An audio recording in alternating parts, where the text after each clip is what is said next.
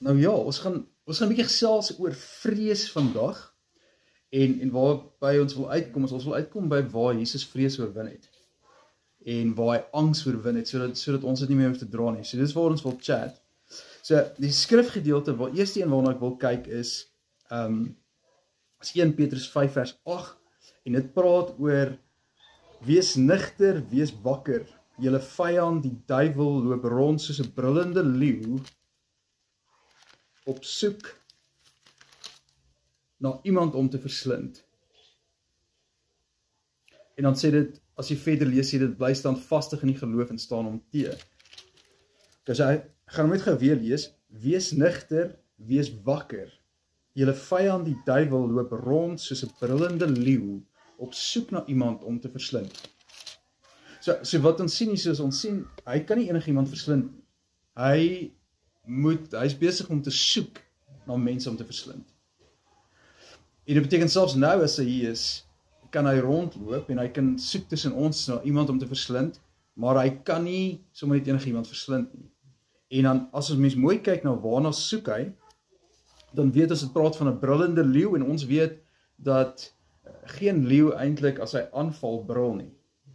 So hier kan ons sien, hy probeer om jou bang te maak, want dis wat leeu's doen. As hulle brul, maak hulle jou bang, maar hulle gaan jou nie aanval nie, want hulle waarsku jou en ons sê, hier is ek.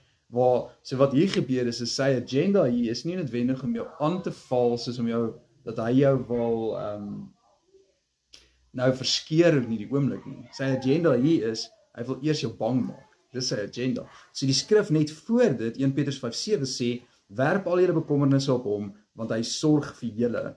En dit praat van die Here, so die teks net voor dit sê, met al jou bekommernisse vir die Here gee, en dan net daarna, dan sê dit, wees nigter, wees wakker, julle vyand, die duiwel, loop rond, soos 'n brullende leeu, op soek na iemand om te verslind. So die agenda hierso is dat, die duiwel wil hê, jy moet nie jou goed vir die Here gee nie. Hy wil hê, jy moet die laste, die bekommernisse self dra, want dan beteken dit, as die brullende leeu kom, en hy maak jou bang, en hy maak jou vrees in jou hart lewe, dan kan hy jou aanval, want jy is in vrees. Nou, die interessante ding is, as jy Spreuke 19 vers 12 lees, want mense sal vra, hoekom gebruik hy die beeld van die leeu? So ek gaan gou vir jou Spreuke 19 vers 12 lees.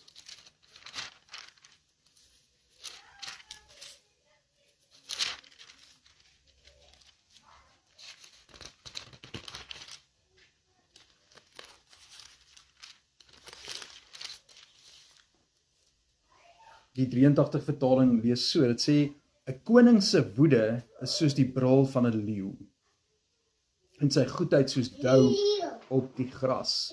Okay, so 'n koning se woede is soos die brul van 'n leeu. So wat die duiwel eintlik wil hê, is hy wil hê dat jy en ek moet dink dat die koning is kwaad vir ons. Dat ons moet dink God is kwaad vir ons. Dis wat hy wil hê. So sy agenda is om dit te doen. En om dit te doen, raai wat gebruik hy? Hy gebruik die wet.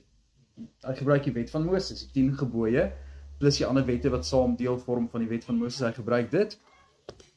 So, ons sien byvoorbeeld, en hoekom ons sê hy gebruik die wet, is as jy Deuteronomium 6:13 byvoorbeeld lees, en dit gaan oor die wet, dan sê die wet so, dit sê, you shall fear the Lord your God, and serve him, and shall take oaths in his name. You shall fear the Lord your God, and serve him. So, wat ons sien aan die wet sê, dat jy sal God vrees. En dis wat die duiwel wil hê. Hy wil hê, jy moet weer onder die wet ingaan, want ons Christen is nie onder die wet nie, ons is onder die genade, maar hy wil hê ons moet onder die wet ingaan, want hy weet, you shall fear the Lord your God, dan weet hy, Christene sal weer begin om God te vrees. En die rede hoekom Christene God gevrees het, is want die wet, die 10 gebooie, en daar al die wette saam, het gesê, as jy God nie gehoorsaam nie, raai wat gaan gebeur, daar gaan vervloeking op jou kom. Jy gaan vervloek word. Of as jy God nie gehoorsaam nie, wat gaan gebeur? Ons lees in die skrif, mense word siek, en is God wat hulle straf. Of ons lees van, daar's mense wat, nasies wat opgereis word, en dan jou aanval. En dis alles is as gevolg van straf van God. So Satan wil hê Christene moet dink dat God gaan hulle straf met siekte, met slegte dinge wat gebeur. Dis wat hy wil hê wat Christene moet glo. En ons weet, al ons sondes is vergewe, verlede, hede, toekomstig is vergewe, wat beteken dat God gaan jou nooit straf met siekte nie. As jy siek word, is dit nie God wat jou straf nie. As slegte goed met jou gebeur, is nie God wat jou straf nie. Ons is nie in die ou verbond nie. Ons is in die nuwe verbond, wat beteken, wat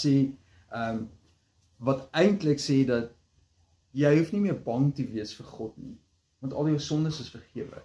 So, daai Deuteronomium 6:13, as jy nou byvoorbeeld gekyk, Jesus quote Deuteronomium 6:13, en hy quote dit binne Matteus, ek gaan gou dit vir jou lees, dis Matteus 4:10, dis waar Jesus Deuteronomium 6:13, wat uit die wet uitkom, wat hy dit quote, maar kyk gou wat doen hy as hy dit quote. Ek gaan Matteus hier kry, as hy... So Jesus is in die woestyn, die duiwel is besig om hom te versoek, en die duiwel sê vir hom, toe neem die duiwel hom na baie hoë berg toe, dit is vers 8, 4 vers 8, wys hom al die koninkryke van die wêreld met hulle pragt en sê vir hom, dit alles sal ek vir u gee, as u neerval, en my aanbid. Maar Jesus sê vir hom, gaan weg Satan, want daar staan geskrywe, en nou quote Jesus Deuteronomium 6:13, you shall fear the Lord your God. Maar Jesus sê, die Here jou God moet jy aanbid, en hom alleen dien. So, ewe skielik is dit, you shall fear the Lord your God, verander, as hy Jesus ons sê hy, you shall worship the Lord your God. In die nuwe verbond, gaan jy God aanbid, in die ou verbond gaan jy hom vrees. Dan word die wet van Moses gaan jy hom vrees, in die nuwe verbond gaan jy hom aanbid. So Jesus sê dat ons gaan nou in die tyd, of ons is in die tyd waar jy hom aanbid. En ek gaan sommer afsluit, want wat belangrik is 1 Johannes 4 vers 18, waar ons lees van,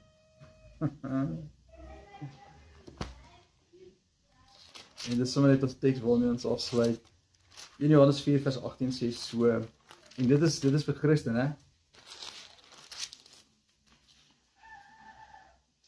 Hy sê, waar liefde is daar geen vrees nie, maar volmaakte liefde verdryf vrees, want vrees verwag straf, en wie nog vrees het nie volmaakte liefde nie. En God is liefde, so as 'n mens in God se teenwoordigheid is, wat gaan jy ervaar in God se teenwoordigheid? Net liefde, geen vrees nie. En die enigste rede hoekom jy vrees sal ervaar, is wanneer jy nog iets het wat gestraf moet word. Maar Christen het niks wat meer gestraf moet word nie, want Jesus het klaar betaal vir al hulle sondes aan die kruis. En tussen ons en God is daar net vrede en liefde.